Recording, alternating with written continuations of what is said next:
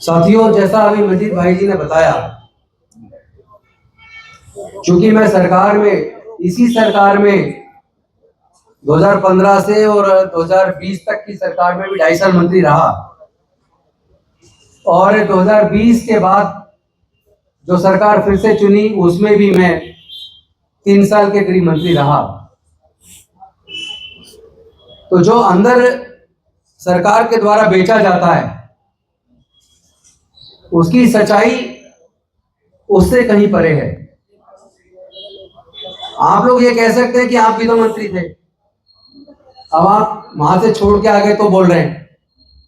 तो मैं बता दूं, जब मैं मंत्री था तब भी बतौर मंत्री विधानसभा में मैंने इन मुद्दों को उठाया जो मैं आपको बताने वाला हूं। और मंत्री से रिजाइन करने के बाद भी एक विधायक के तौर पर भी मैंने अपनी ही सरकार से इन सारे सवालों को विधानसभा के अंदर रखा कि लोग सीवर में मर जाते हैं।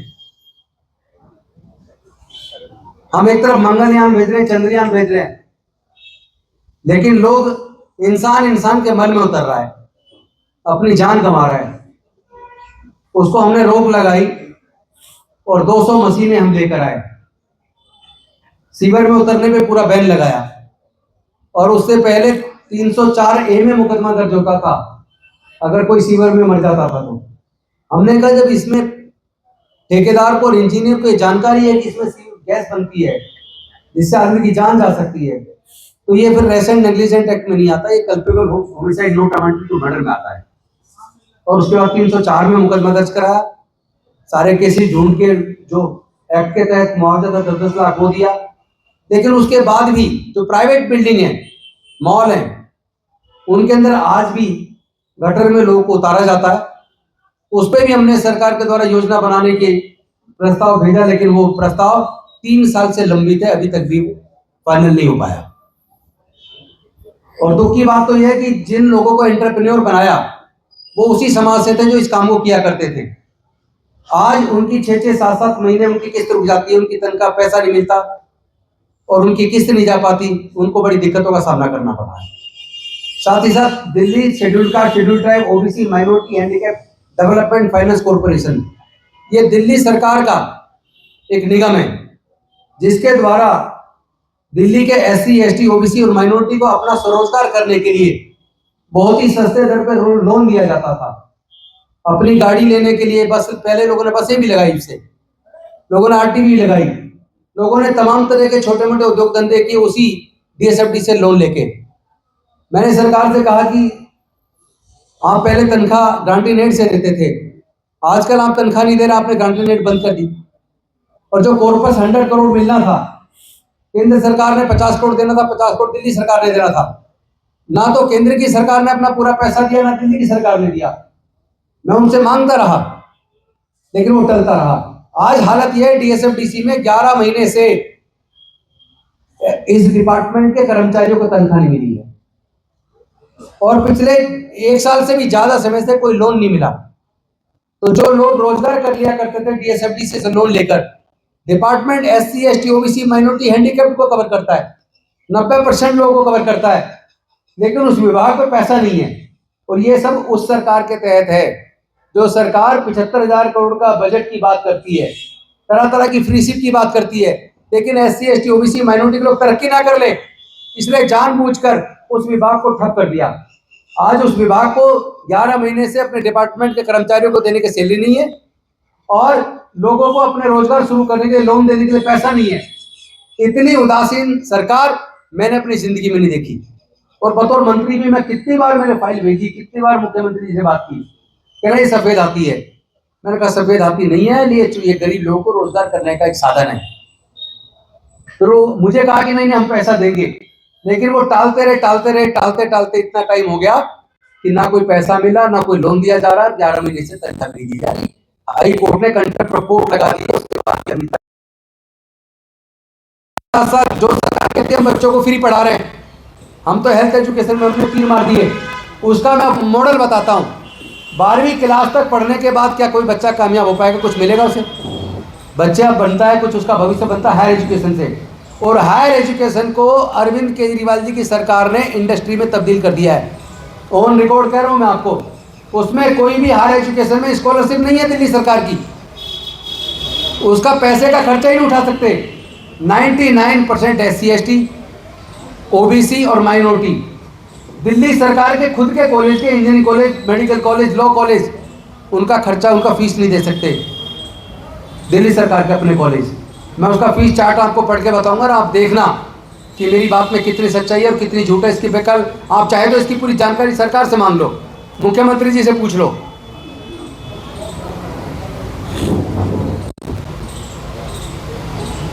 साथियों, दिल्ली सरकार का दिल्ली टेक्नोलॉजिकल यूनिवर्सिटी है सावाडेरी में, इंजीनियरिंग कॉलेज है, उसमें एक साल की फीस बीटेक की 2,40,000 है, सॉरी 2,36,700। बीटेक की एक साल की 2,36,700, 4 साल का कोर्स है। इसमें किताबों का खर्चा शामिल नहीं है, हॉस्टल का खर्चा शामिल नहीं है, खाने का खर्चा शामिल नहीं है, ट्रांसपोर्ट शामिल नहीं है। उसको शामिल कर लो तो एक साल के लिए कम से कम चाहिए 3.5 लाख। तो 4 साल का कोर्स करने के लिए 14 से 15 लाख रुपया चाहिए।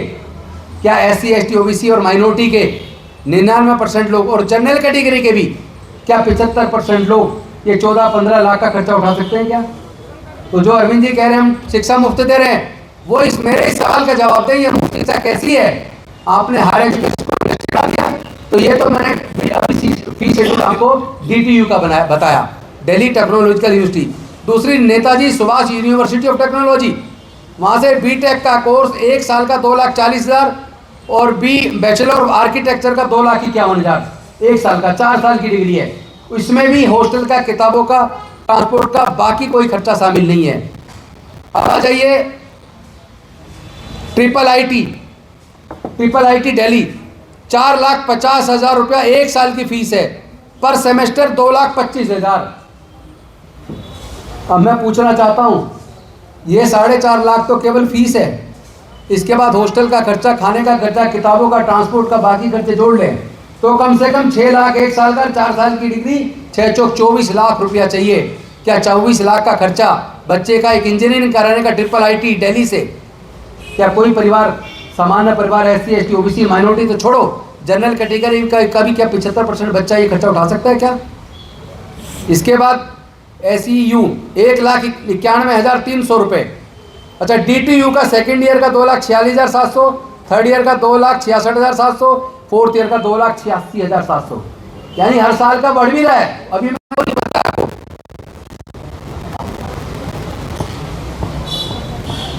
NSUT second year 2,50,000, third year 2,70,000, fourth year 2,90,000। इसके बाद हॉस्टल का खर्चा, खाने का खर्चा, किताबों का खर्चा, ट्रांसपोर्ट का खर्चा, इस खर्चे को भी जोड़ लो। इसी तरह triple IT Delhi second year 4,75,000, third year 5 lakh, fourth year 5,30,000। मैं दिल्ली के माननीय मुख्यमंत्री अरविंद केजरीवाल जी से पूछना चाहता हूं, ये कौन सा आपका शिक्षा का फ्री का मॉडल है जिसमें 5-5 लाख केवल फीस का खर्चा एक साल का है? हाँ, 12वीं तक पढ़ाने की, सीधा कहो ना मैं केवल 12वीं तक पढ़ा सकता हूँ, उसके बाद का पढ़ाने का खर्चा मैं नहीं उठा सकता। एक और जानकारी आपके माध्यम से मैं चाहता हूँ पूरे दिल्ली के लोगों को और पूरे देश के लोगों को पता लगना चाहिए किस तरह बेवकूफ़ बनाया जा रहा है। चारों तरफ एजुकेशन मॉडल की बात कर रहे हैं, कह रहे हैं विदेश से लोग दिल्ली का एजुकेशन मॉडल देखने आ रहे हैं। दिल्ली के मुख्यमंत्री ने अभी इनको यूनिवर्सिटी बनाने के बाद का अपना खर्चा खुद उठाओ, यानी अब इन यूनिवर्सिटी को, ये यूनिवर्सिटीज मजबूर है फीस बढ़ाने के लिए, क्योंकि इन्हें अपने को चलाने का पूरा खर्चा खुद उठाना, दिल्ली की सरकार उनको गारंटी नेट देने की तैयार नहीं है। तो फिर दिल्ली की सरकार का पैसा कहाँ जाएगा? फिर क्यों ढोंग कर रहे हो? इसका मतलब आप दिल्ली के बच्चों को पढ़ाना नहीं चाहते, आप दिल्ली के बच्चों से शिक्षा को छीन रहे हो। आप केवल उन्हें 12वीं तक पढ़ाकर उन्हें मजदूर बनाना चाहते हो। आपने ठेकेदारी प्रथा खत्म करने का आपने गारंटी ली थी, आपका अपना खुद का घोषणा पत्र 2013 का देख लीजिए, 2015 का देख लीजिए, 2020 का देख लीजिए, इनके अपने खुद के घोषणा पत्र में है हम आउटसोर्स खत्म करेंगे, ठेकेदारी प्रथा खत्म करेंगे और ये जितना शोषण ठेकेदारों को थ्रू हो रहा है इसको खत्म करेंगे। जो लोग कॉन्ट्रैक्ट पे काम कर रहे हैं या गेस्ट टीचर काम कर रहे हैं या दूसरे विभागों में कॉन्ट्रैक्ट पे काम कर रहे हैं उनको पक्का करेंगे। मैं पूछना चाहता हूँ दिल्ली के माननीय मुख्यमंत्री जी से, अरविंद केजरीवाल जी, आप जवाब दीजिए, जो पूर्व मुख्यमंत्री हैं और प्रेजेंट के मुख्यमंत्री आतिशी जी भी जवाब दें, क्या आपने ठेकेदारी प्रथा खत्म करने के लिए एक भी कदम उठाया? क्या आपने कच्चे कर्मचारी को पक्का करने के लिए एक भी कदम उठाया? अभी मैं एक बात और आपको सामने में खुलासा करना चाहता हूँ, अभी पिछले साल 2024 में जनवरी और फरवरी के अंदर सत्र सबसे लंबा चला, लगभग 20 दिन। उस सत्र के दौरान सौरभ भारद्वाज एक मंत्री के तौर पर बोल रहे थे, तो उनके बीच में leader of opposition Ramvir Singh Bidhuri ji खड़े हो गए और उन्होंने कहा कि तुमने तो ठेकेदारी प्रथा खत्म करने की बात की थी, तुमने तो कच्चे कर्मचारी पक्के करने की बात की थी। मैं तुरंत वहां खड़ा हो गया और मैंने कहा हाँ की थी। आधे घंटे का भाषण छत्रसाल स्टेडियम का 15 अगस्त का अरविंद केजरीवाल जी का अपने 40 मिनट के भाषण में 20 मिनट तक उन्होंने कहा था मैं ठेकेदारी प्रथा खत्म करूंगा, कच्चे कर्मचारी पक्का करूंगा, और मैं इस सरकार का हिस्सा रहा हूं और अभी एमएलए उस पार्टी से। ये बात मैंने सदन में कही। मैं ये बात कह रहा हूं कि हाँ वो पक्का करना चाहते हैं, वो ठेकेदारी प्रथा खत्म करना चाहते हैं, क्या बीजेपी साथ देगी? तो रामवीर सिंह बिदुड़ी ने कहा हाँ हम साथ देंगे। उसके बाद स्पीकर साहब ने कहा गौतम जी आप लिखित में प्रस्ताव लाओ, प्रस्ताव पर चर्चा कराई जाएगी, इसको पास करके एलजी के पास भेजा जाएगा। मैंने लिखित में प्रस्ताव दिया, पहले दिन वो प्रस्ताव नहीं लगने दिया, हमारी अपनी पार्टी ने, अपनी सरकार ने, आम आदमी पार्टी की सरकार ने। अगले दिन वो प्रस्ताव लग गया, कार्यसूची में शामिल हो गया। अब उस पर बहस होनी थी, लेकिन एंड टाइम पर उसको ड्रॉप कर दिया कि आज दूसरा विषय है, इसको कल लेंगे। कल करते करते मैं लगातार चलता रहा, पूरा सत्र चला गया, यहाँ तक कि जब मुझे लगा इसका मतलब ठेकेदारी प्रथा खत्म ना करने की नीयत केवल बीजेपी की नहीं है, आम आदमी पार्टी भी केवल वोट लेती है, वो मजदूरों का शोषण करती है, उनकी जो ठेकेदारी प्रथा को खत्म नहीं करना चाहती, कच्चे कर्मचारियों को पक्का नहीं करनी चाहती। क्योंकि मैंने कच्चे कर्मचारियों को पक्का करने का और ठेकेदारी प्रथा को खत्म करने का, गेस्ट जो टीचर है उनको पक्का करने का ये प्रस्ताव बाकायदा लिखित में लगाया और वो कार्यसूची में लग गया। लगने के बाद भी अगर वो ड्रॉप हुआ, फिर भी अगर वो पास नहीं हुआ, 20 दिन तक लगातार सत्र चलने के बाद भी, इसका मतलब ये स्पष्ट है कि माननीय अरविंद केजरीवाल जी की सरकार लोगों को बेवकूफ़ बना रही है। केवल वो 200 यूनिट बिजली फ्री के नाम पर, क्योंकि 200 यूनिट बिजली फ्री तो आप देख रहे हो, उसके बाद जो 400 यूनिट तक 200 से 450%, लेकिन पीपीएसी चार्ज यानी पावर परचेज एडजस्टमेंट चार्ज इन्होंने इतना बढ़ा दिया कि अब तक सब्सिडी दी है 9,000 के आसपास, लेकिन पावर परचेज एडजस्टमेंट चार्ज के नाम पे लगभग 37,000 वसूल चुकी है। तो कैसे इनकम को, एक्सपेंडिचर को कैसे आपको प्रस्तुत करना है, ये वो बेहतर शायद जानते हैं। इसीलिए लोगों को बेवकूफ़ बना रहे 200 यूनिट फ्री के नाम पर। और दूसरा, अभी चुनाव में जगह जगह जाके कह रहे हैं कि हम पानी के बिल आप चिंता मत करो माफ़ करेंगे, क्योंकि पूरे जितना रिसेटलमेंट कॉलोनी है, झुग्गी बस्ती है या गाँव है, वहाँ लोगों के 2-2 लाख, 2.5 लाख, 1.5 लाख पानी के बिल आए हुए हैं। 2 साल से आए हुए, और ये 2 साल से कह रहे हम इसको एडजस्ट करेंगे, अब कह रहे फ्री करेंगे, 2 साल में नहीं कर पाए, अब कह रहे चुनाव के बाद करेंगे। लेकिन मैं दावे के साथ कह सकता हूँ ये चुनाव जीतने के लिए इतनी सारी तमाम घोषणाएं करे जा रहे, ये कुछ देने वाले नहीं हैं। मैं 2 बिल लेकर गया था जब मैं मंत्री बना 19 मई 2017 को, पहले से ही मैंने 2 बिल तैयार कर रखे थे। एक बिल था स्पेशल कंपोनेंट प्लान 1979 को, में जो स्पेशल कंपोनेंट प्लान का SST का पैसा मिलता है, उसको कोई भी अगर डाइवर्ट करेगा अधिकारी तो उसको सजा हो। और दूसरा मैं बिल लेकर गया शेड्यूल कास्ट कमीशन का दिल्ली में गठन हो। तो मुझे अरविंद जी ने कहा कि ये कॉस्मोपॉलिटन सिटी है, इसलिए स्पेशल कंपोनेंट प्लान फंड का तो बिल मैं अलाउ नहीं करूंगा, लेकिन शेड्यूल कास्ट कमीशन का बना लो। मैंने सोचा चलो एक चीज़ तो कम से कम क्लियर हो रही है, मैंने कहा जी इसको करो, और मैंने सोचा बाद में कन्विंस करके दूसरा भी कोशिश करूंगा। लेकिन मुझे आज दुख के साथ कहना पड़ रहा है कि वो मेरे को बार बार टालते रहे, अगली कैबिनेट में लगेगा, अगली में लगेगा, ये करते करते यहाँ तक हुआ एक दिन लग गया। कैबिनेट की मीटिंग में छप के आ गया कि आज शेड्यूल कास्ट कमीशन का गठन होने का बिल कैबिनेट में आ गया है, और मैं पूरी तैयारी के साथ गया, एट ए टाइम उसको ड्रॉप कर दिया कि अगली मीटिंग में लगाएंगे। लेकिन वो अगली मीटिंग उसके बाद भी साल तक नहीं आई, और मैं बार बार कह के थक गया।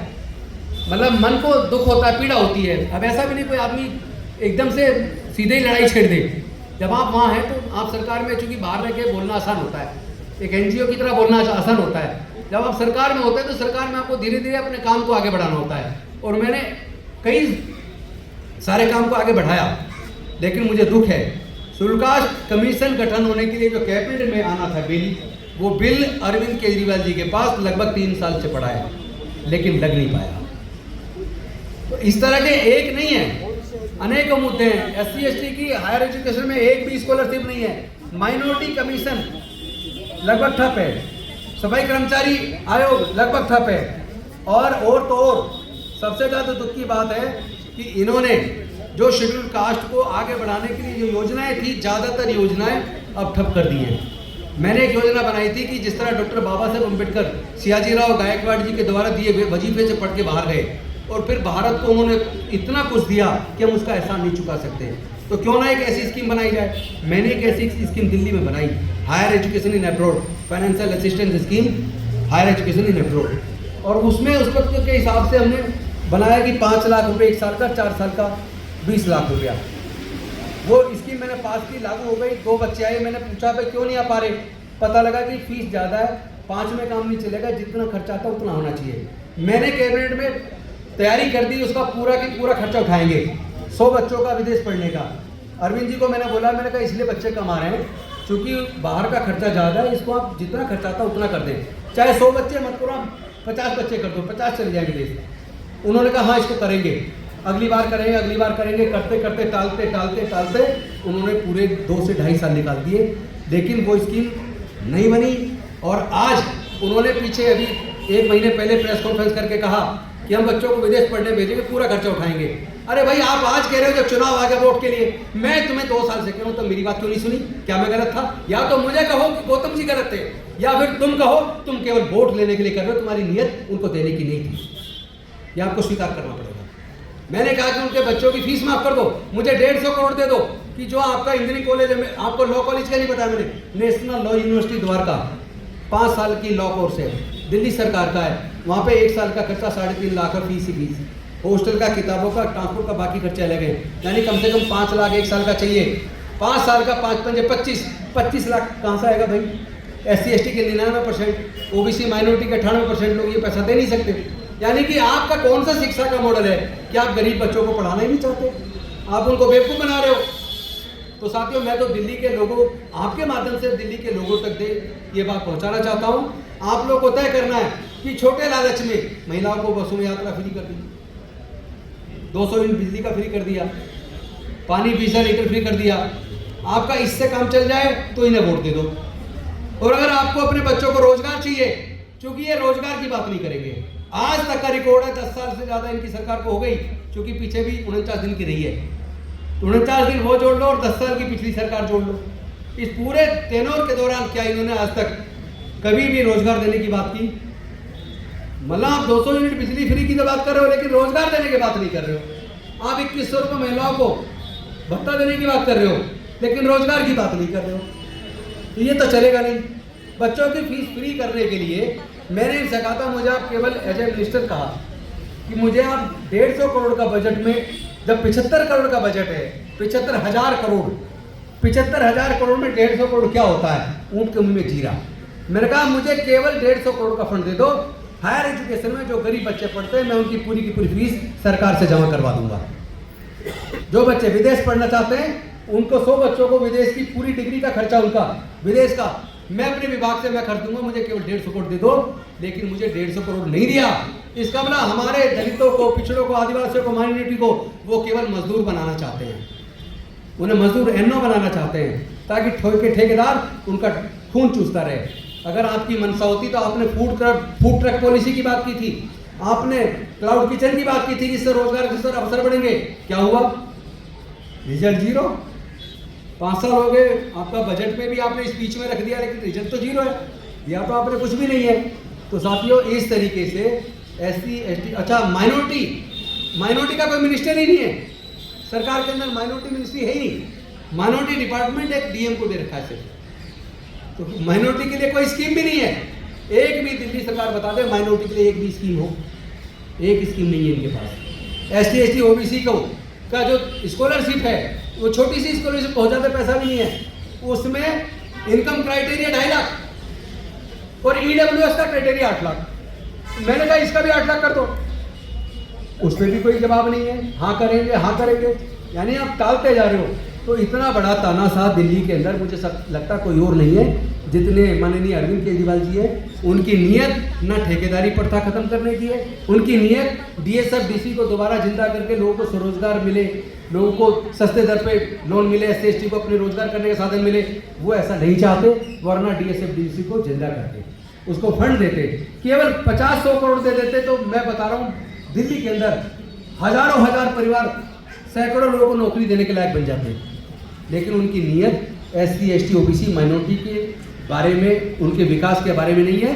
उनके जो अस्पताल चल रहे हैं, जैसे दिल्ली स्टेट कैंसर इंस्टीट्यूट, वहाँ गरीब लोग जाते हैं, उसकी पैट स्कैन की मशीन करोड़ों रुपए की बंद पड़ी है, आज तक चल नहीं रही है। कितनी उनकी लैब बंद पड़ी है। यानी हेल्थ सेक्टर भी डूब गया, एजुकेशन सेक्टर भी डूब गया। एक और बात मजे की, बहुत अच्छा मॉडल है, पूरे देश में चर्चा है, विदेश से लोग देखना आ रहे हैं, लेकिन 9th क्लास में 2023-24 में 1,01,331 बच्चे फेल हुए हैं। 2023-24 के सेशन में 1,01,331 बच्चे 9th में फेल हैं, 51,914 बच्चे 11th में फेल हैं। 9th में 1,01,331 और 11th में 51,914 बच्चे फेल हैं। यानी कमजोर बच्चों को 9वीं में 11वीं में फेल कर दो और 10वीं 12वीं का रिजल्ट बहुत अच्छा। इससे ज़्यादा बेवकूफ़ बनाने वाली सरकार मुझे नहीं लगता कोई और होगी। मुझे शर्म आती है कि मैं ऐसे लोगों के साथ मैंने काम किया, जो लोग कह कुछ रहे, कर कुछ रहे, कहते थे कि हम तो आम आदमी हैं, हम राजनीति करना नहीं, राजनीति बदलना है। लेकिन अब पता लगा राजनीति बदलने की बजाय अब प्योर राजनीति कर रहे हैं, केवल छोटे छोटे लालच देके। इसको लालच का मतलब समझो, लोग भी वोट खरीद रहे हैं, छोटा लालच देके लोगों की वोट खरीदे। तो अब लोगों को तय करना है, दिल्ली के लोगों को, कि आपको कैसी सरकार चुननी है। अपनी ये वोट डॉक्टर बाबा साहेब अम्बेडकर जी ने बड़ी मुश्किल से दिलाई है। जब इस बात पर चर्चा हो रही थी कि वोट का अधिकार किसको मिलेगा, तो ज़्यादातर संविधान सभा के सदस्य वोट का अधिकार केवल इनकम टैक्स पेई को, ग्रेजुएट को, बड़े जमींदार को देना चाहते थे। लेकिन डॉक्टर बाबा साहेब अम्बेडकर जी ने बड़ी मुश्किल से उनके पूरे खिलाफ जाके मजबूती के साथ डट के सबको वोट का अधिकार दिला। One vote one man, one vote one value. अब ये वोट ही आपके पास, इसे भी छोटे छोटे लालच में आप ऐसे गंवा दोगे तो आपके बच्चों के ना तो रोजगार के साधन होंगे, ना आपके बच्चों को हायर एजुकेशन की कोई व्यवस्था होगी। इसी तरह आपकी वोट का डाका डाला जाएगा, इसी तरह आपको बेवकूफ़ बनाया जाएगा। इसलिए ये बात हमारे केवल इस चैनल पर बोलने से नहीं होगी, और ये हमारी नीयत है कि लोग सोच समझ कर वोट दें। मनुवादियों को, देशद्रोहियों को और देश के संविधान के खिलाफ काम करने वालों को वोट नहीं देना चाहिए। लेकिन आपका सहयोग चाहिए ताकि ये बात दिल्ली के, बिहार के कोने कोने तक जाए, ताकि लोगों को समझ आए कि उनके साथ क्या धोखा हो रहा है। बहुत बहुत धन्यवाद।